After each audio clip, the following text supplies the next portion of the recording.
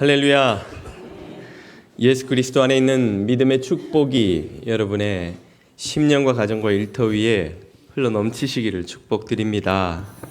앞뒤 샤워 있는 분들에게 보고 싶어 잠을 못 잤습니다, 이렇게 한번 인사해 주시면 좋겠습니다.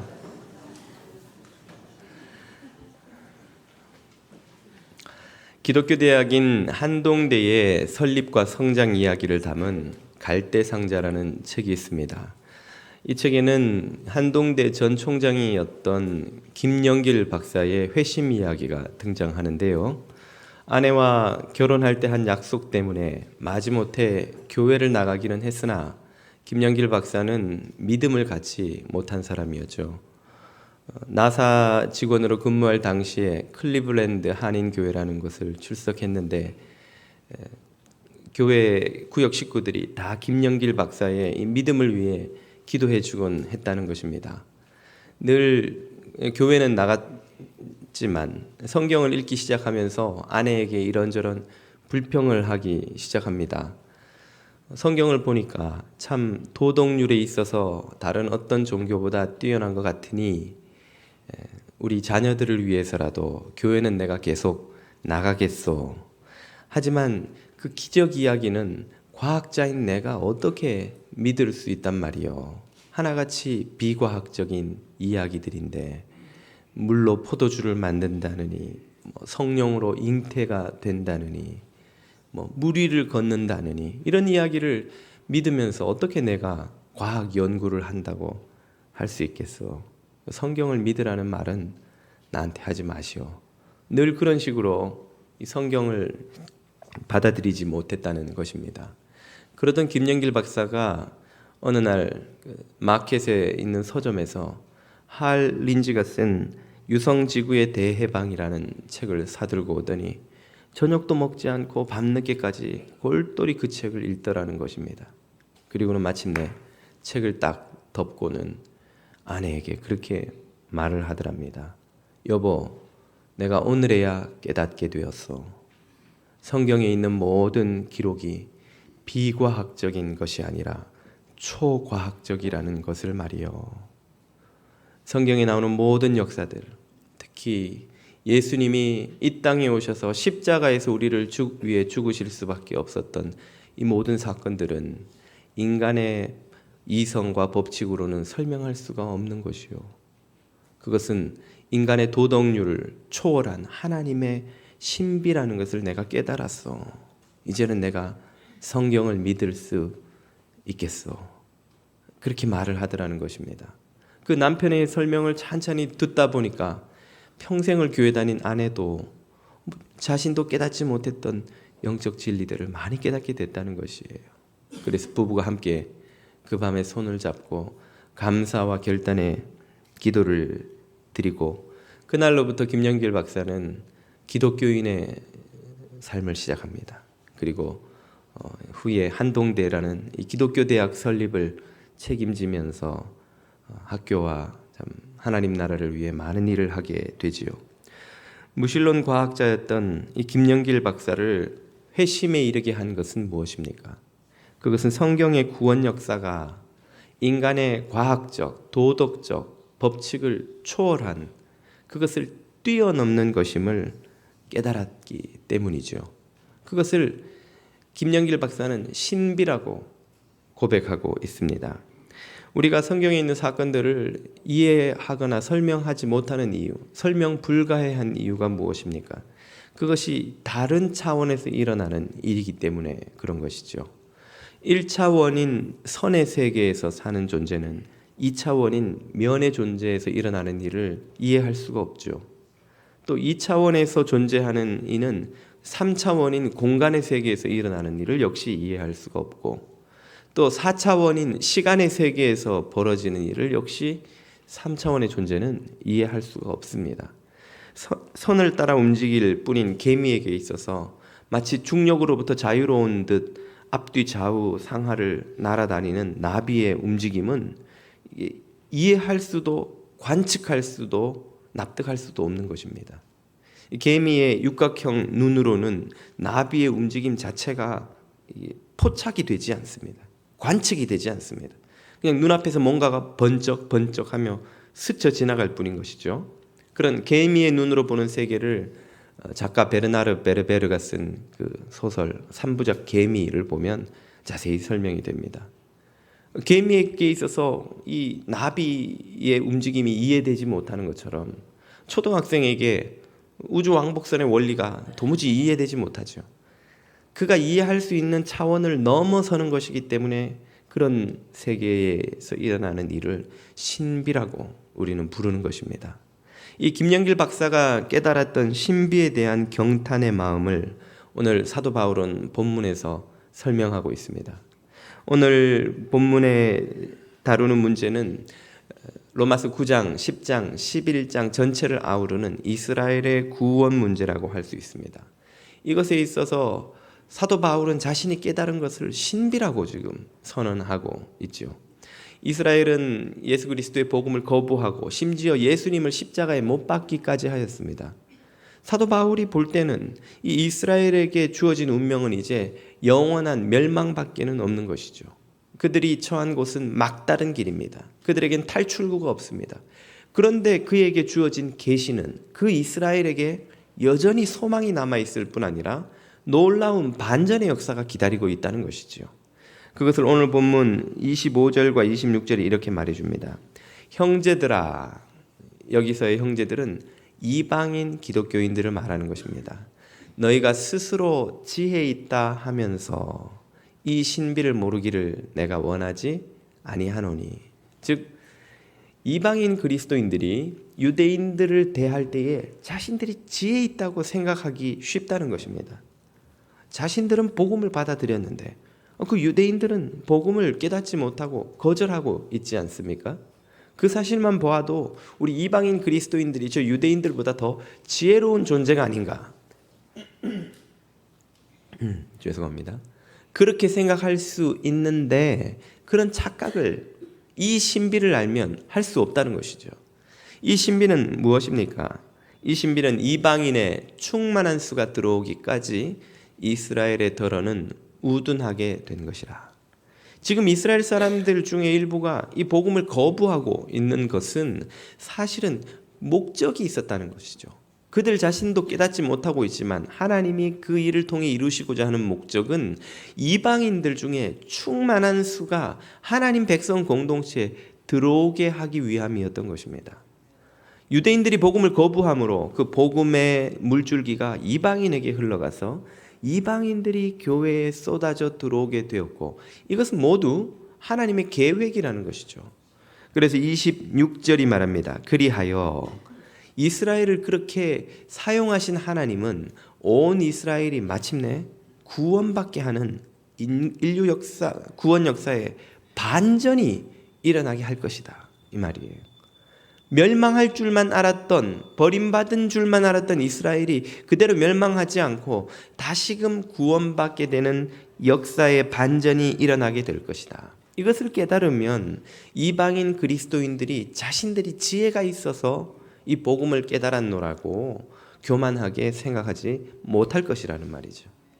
이 구원 역사는 하나님의 모든 신비 가운데 일어나는, 하나님의 계획 가운데 일어나는 일입니다. 이것이 하나님의 계획이었다는 말은 이전부터 하나님께서 이 일을 준비하셨다는 뜻이죠. 우연히 일어난 일이 아니라는 것입니다. 26절 후반부가 그 사실을 이렇게 증명합니다. 기록된 바, 이미 오래전에 선지자들을 통해 하나님은 이 일을 계획하셨다는 말이죠. 기록된 바, 구원자가 시온에서 오사 야곱에게서 경건하지 않은 것을 돌이키시겠고, 이사야서 59장 20절에 예언되어 있는 말씀입니다. 또한 27절, 내가 그들의 죄를 없이 할 때에 그들에게 이루어질 내 언약이 이것이라. 이사야서 27장 9절에 예언되어 있는 말씀이죠. 함과 같으니라. 즉 모든 이스라엘이 이렇게 불순종하는 것처럼 보이지만 결국 다시금 구원의 날이 오리라는 것을 하나님은 이미 오래전에 예언해 두셨다는 말입니다. 이것이 이방인 그리스도인들에게는 정말로 의아할 수가 있습니다. 아니 이렇게 복음을 거부하고 예수님을 십자가에 못 박은 민족이 여전히 구원받을 소망이 남아있단 말인가? 그런 의아함에 대해서 바울이 이렇게 대답하죠. 28절입니다. 물론 복음으로 하면, 즉 복음을 그들이 받아들였냐 받아들이지 않았느냐만 본다면 그들이 너희로 말미암아 원수된 자가 맞다. 물론 그 말이 틀리지 않다. 그러나 택하심이라는 측면을 보라는 거예요. 택하심으로 하면 하나님이 그들의 조상 아브라함, 이삭, 야곱을 통해서 그들을 택하시고 그들을 특별히 사랑하지 않으셨느냐. 유대인들은 하나님으로부터 놀라운 사랑을 받은 민족이다. 그렇기에 바울은 마침내 그의 깨달음을 이렇게 정리합니다. 29절. 하나님의 은사와 부르심에는, 하나님이 베푸신 은혜와 하나님이 택하신 것에는 후회하심이 없느니라. 실수가 없느니라. 하나님이 준 은혜는 공연히 하늘의 허공으로 사라져버리는 일이 없고, 하나님이 부르고 택하신 이들은 실패하고 포기되는 일이 없다는 거예요. 하나님이 부르신 이들은 반드시 구원하신다는 말입니다. 하나님의 베푸신 은혜는 반드시 그 목적을 이루고야 만다는 것이죠. 그것은 유대인에게도 이방인에게도 모두 마찬가지요. 오늘 저와 여러분에게도 똑같이 적용되는 줄로 믿습니다. 우리를 부르시고 우리에게 베푸신 은혜는 결코 헛되지 않을 줄로 믿습니다. 하나님은 실수하는 분이 아니고 후회하는 분이 아니고 포기하는 분이 아니고 잘못하시는 분이 아니십니다. 그분은 시건치 않는 분이라 하셨지요. 우리는 시건하는 사람들이죠. 여러분 반드시 지역개발을 성공시키겠습니다. 선거 때는 무슨 말을 못해. 그게 인간의 살아가는 방식인 거예요. 궁하면 약속했다가 아쉬운 것이 없으면 잊어버리는 것이 인생이지만 하나님은 그렇게 말씀하시지 않으시는 분입니다. 하나님은 하신 말씀 모든 것을 이루시고 하신 약속 모든 것을 성취시키시고 베푸신 모든 은혜를 통해 당신의 구원의 목적을 이루시는 줄로 믿습니다. 오늘 우리가 믿는 것은 바로 그것이지요. 하나님은 실수치 않으신다는 이 사실을 만약 아직 이해하지 못한다면 30절을 보라고 바울은 권합니다. 자, 봐라. 너희 이방인들도 전에는 어떠했냐 말이에요. 하나님께 순종하지 아니하는 백성이었는데 이스라엘이 순종치 아니하는 것을 통해서 그 은혜의 물줄기가 너희에게 흘러와서 이제는 긍휼을 입게 되지 않았느냐. 믿지 않고 순종치 않았던 너희 이방인도 그런 하나님의 은혜를 입었다면 하물며 31절 이와 같이 이 사람들 유대인들이 지금 순종하지 않지만 이는 너희에게 베푸시는 긍휼로 이제 그들도 긍휼을 얻게 하려 하십니다. 비록 그들이 지금 순종하고 있지 않은 것은 사실이지만 예전에 믿지 않았던 순종하지 않았던 너희 이방인들도 긍휼을 입었다면 지금 순종하지 않는 이들도 언젠가 하나님께서 긍휼을 베푸시기로 작정하시면 그 일이 이루어지는 것이 이상한 일이겠느냐. 믿지 않는 이방인도 입은 긍휼을 믿고 택함받은 유대인들이 입지 못한다면 그것이 더 이상한 일이 아니겠느냐. 하나님은 반드시 그 뜻을 이루신다는 것이죠. 32절에서 이렇게 정리합니다. 하나님이 모든 사람을 순종하지 아니하는 가운데 가두어 두심은, 이 말은 모든 사람들이 순종하지 않으시는데도 하나님이 여전히 참고 기다리시는 이유는 이 뜻이죠. 모든 사람에게 긍휼을 베풀려 하심이로다. 아멘. 하나님은 모든 사람을 긍휼의 자리로 부르기를 원하시는 분입니다. 한 영혼이라도 더 긍휼을 입도록 하시기를 원하시는 분이고 당신이 베푸시는 긍휼이 반드시 그 목적을 이루게 하시고야 마는 분인 줄로 믿습니다. 그러므로 이 단락 전체의 결론을 다시 한번 우리가 29절에서 확인할 수 있습니다. 하나님의 베푸시는 은혜와 그 택하심은 실수가 없느니라. 후회하심이 없느니라. 잘못됨이 없느니라. 하나님의 모든 구원 역사는 그 목적하신 바를 이루고야 만다는 뜻이죠. 이것을 깨닫고 나니까 바울은 이것이 신비라는 사실을 마침내 깨닫게 된 것입니다. 아, 얼마나 놀라운 신비인가. 하나님의 구원 역사는 내가 미처 생각지도 예측하지도 기대하지도 못했던 신비가 아닌가 하고 그 탄성을 내어 지르는 것이 33절부터 이렇게 소개되죠. 깊도다, 깊도다. 저 태평양 바다, 대서양 바다보다 더 깊도다. 무엇이? 하나님의 지혜와 지식의 풍성한 바다요. 온 바다를 그 넘치는 물이 채우고 있는 것처럼 하나님의 지혜와 지식이 온 세상을 뒤덮고, 물이 바다를 덮음같이 여호와를 아는 지식이 온 세상을 뒤덮음같이 주님의 지혜와 지식이 얼마나 깊은지, 그가 하는 판단은, 그의 계산은 우리가 도무지 아무리 헤아려 보려고 해도 다 헤아릴 수가 없다는 거예요. 그의 길은 우리가 도무지 찾으려 해도 찾을 수 없을 만큼 오묘하고 신비하고 정교하다는 것이죠. 세계적인 석학의 책이라고 나와서 읽어봐야지 작정을 하고 샀더니 두께가 이런 거예요. 한 대여섯 장 읽고 나면은 무슨 말인지 모르겠다 하는 경험을 얼마나 자주 하는지요. 인간 중에 좀 똑똑하다는 사람이 쓴 책도 내가 쫓아가려면 그렇게 어려워요. 하물며 온 우주를 창조하신 하나님의 그 지혜와 판단을 우리 인간이 다 쫓아간다는 것이 얼마나 부질없는 짓인지요. 그런데 우리는 내가 이해가 안 된다고, 내 판단에 옳지 않다고 하나님의 행하심을 옳으니 그르니 잘하셨니 잘하지 못하셨니 판단하고 불평하고 원망하는 때가 얼마나 많은지요. 그것을 지금 사도 바울은 우리에게 탄성으로 깨닫게 해 주는 것입니다. 34절을 보십시오. 누가 주의 마음을 알았느냐? 누가 그의 모사가 되었느냐? 주님의 생각 누가 이해할 수 있으며, 누가 주님에게 모사가 되어서, 모사, 참모, 가르치는 선생을 말하는 거예요. 주님, 이것이 옳습니다. 저것이 틀립니다. 주님은 이렇게 하셔야 됩니다. 저렇게 하시면 안 됩니다. 라고 해줄 사람이 이 세상에 누가 있냐는 거예요.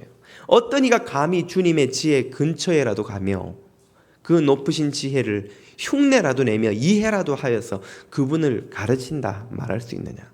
아무도 이 세상엔 그럴 수 있는 이가 없다는 것이죠.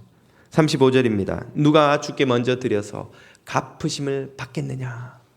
이 말은 우리가 가진 모든 것이 다 이미 주님께로부터 왔는데 주님께 먼저 드릴 수 있는 이가 누구며, 주님께 드렸다고 그것을 또 갚음을 받을 수 있을 만큼 주님께 드릴 수 있는 이가 누구냐는 것입니다. 우리 주머니에서 나오는 것이 모두 누구 거라는 말이에요. 원래 주님의 것이라는 말입니다.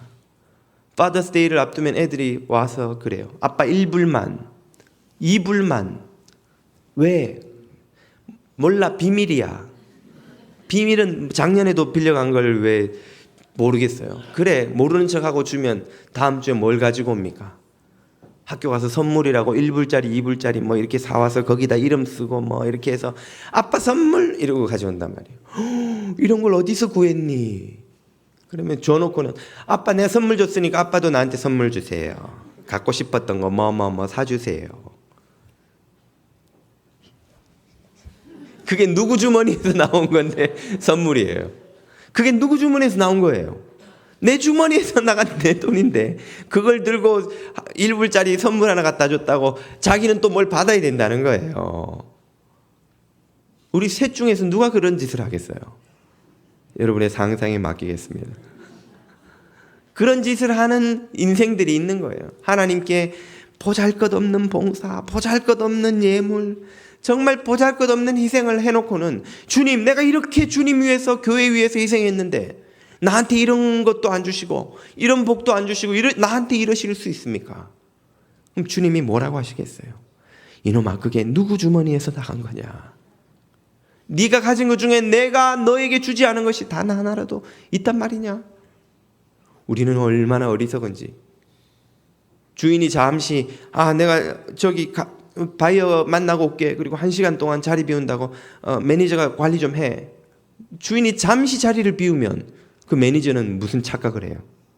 이 가게가 내 가게인 줄 아는 거예요.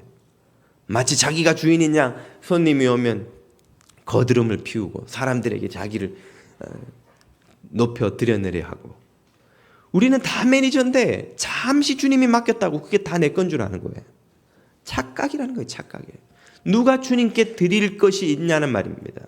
주님께로부터 받지 않은 것이 우리에게 뭐가 있냐는 말이죠. 36절이 말합니다. 이는 만물이 주에게서 나오고 주로 말미암고 주에게로 돌아갑니다. 모든 것이 주님으로부터 시작되어서 주님에게서 끝이 납니다. 오직 누구에게만, 그분에게만 영광이 세세에 있을지어다. 아멘. 하나님만이 영원히 영광 받으실 분이지 우리 중 누구도 하나님을 대신해 그 영광을 취하리가 없다는 것이죠. 하나님의 이 놀라운 신비로운 지혜, 지식, 능력, 긍휼로 이 온 우주가 시작되고 유지되는 줄 믿으시기를 바랍니다. 이 우주가 얼마나 큰지 과학자들은 우주의 크기를 약 950억 광년이라고 합니다. 광년이라는 말이 뭐냐? 1광년은 1초에 빛이 달리는 속도 30만 킬로미터를 간다는 것이죠. 30만 킬로미터면 지구를 7바퀴 반 도는 거리입니다. 째깍 하는 동안에. 그런 어마어마하게 빠른 속도로 몇 년을 달려야 되냐? 9.5년도 아니요. 95년도 아니요. 950년도, 9500년도, 95,000년도, 95만 년도, 950만 년도, 9500만 년도, 9억 5천만 년도, 95억 년도 아니고 950억 광년을 달리면 우주 이쪽 끝에서 저쪽 끝까지 간다는 거예요. 도무지 그 우주가 얼마나 크다는 말입니까? 그 우주에는 약 1천억 개의 은하계가 있는데 각 은하계 안에는 또 1천억 개의 별이 있습니다. 그 별 중에 하나가 지구입니다. 1천억 곱하기 1천억 하면 10의 22승인데 제가 알기로는 그것을 부르는 숫자 단위가 없습니다. 그래서 10의 22제곱, 10의 22승 이렇게밖에 표현을 할 수 없는 것이죠. 그 큰 우주에서 지구라는 이 존재는 마치 저 대서양 바닷가에 파도에 휩쓸려 다니는 모래조각 하나만도 못한 크기인 것이죠. 그런데 그 지구 안에서 일어나는 일도 우리는 다 이해하지 못해서 여전히 수많은 신비에 쌓여 살아가고 있습니다. 하나님이 이 우주를 창조하셨다는 것은 하나님의 그 지혜가 이 정교하고 크고 놀라운 우주를 다 계산하여 정교하게 만들어내시고도 남는다는 뜻이요. 이 우주보다 하나님이 크신 분이라는 말이죠. 그 우주 안에 살아가는 놀라운 신비 중에 하나가 무엇입니까? 바로 생명의 신비죠. 과학자들이 그렇게 많은 과학적 지식을 가지고도 아직 그 신비의 억만분의 1도 풀어내지 못하고 있는 것이 바로 생명의 신비입니다. 생명이 어떻게 탄생하며 생명이 어떻게 유지되며 어떻게 생명이 이 세상에 존재하는지를 과학자들은 밝혀내지 못하고 있죠. 물론 자기들끼리 추측은 합니다만은 그 추측이 진실이라고 믿고는 있습니다만은 생명의 신비를 이렇게 루이스 토마스라는 작가는 메두사와 달팽이라는 책에서 설명합니다. 이 세상의 가장 놀라운 기적이 정자와 난자가 만나서 하나의 수정체를 이루는 사건이라는 것이죠. 이것은 기적이라고 말합니다. 그러한 세포가 존재한다는 것 자체가 그의 책에서 쓰는 말이죠. 지상 최대의 경이 가운데 하나가 되어야 마땅할 것이다. 내 생에 누구라도 이 신비를 설명하는 데 성공한다면 나는 공중 광고문을 쓰는 비행기를 여러 대 전세내어 그들을 하늘 높이 날게 하여 내 돈이 모두 바닥날 때까지 온 하늘의 감탄 부호만을 연달아 그리게 할 것이다. 수정란이 일단 엄마의 뱃속에서 자리 잡게 되면 9개월 동안 정교하게 분화해서 다양한 기능을 가진 장기를 만들어내는 10조 개의 세포로 분화됩니다. 그리고 그 10조 개의 세포가 구성되어서 정교하게 짜여져서 아기의 모습을 가지고 마침내 엄마의 배 밖으로 나오는 것이죠. 그 아이가 꼼지락거리고 눈을 떠서 빛을 보고 소리를 듣고 소리를 내어 울음을 터뜨리고 폐로 공기를 들이마시며 이 세상에 존재하게 됩니다. 그리고 그 10조 개의 세포가 계속되는 분화를 거쳐서 점점 아이가 자라나서 오늘 저와 여러분이 된 것입니다. 여러분, 김도환 목사가 여기 서 있는 것은 기적 중의 기적임을 깨달으시기를 바랍니다. 여러분 한 분 한 분이 이 지구상에 존재하는 것 자체가 기적 중의 기적인 거예요. 그 어떤 과학자도 아직도 설명하지 못하는 신비 중의 신비인 거예요. 그 모든 신비로운 계획이 누구 안에 있었단 말입니까? 우리 주님 안에 다 있었다는 거예요.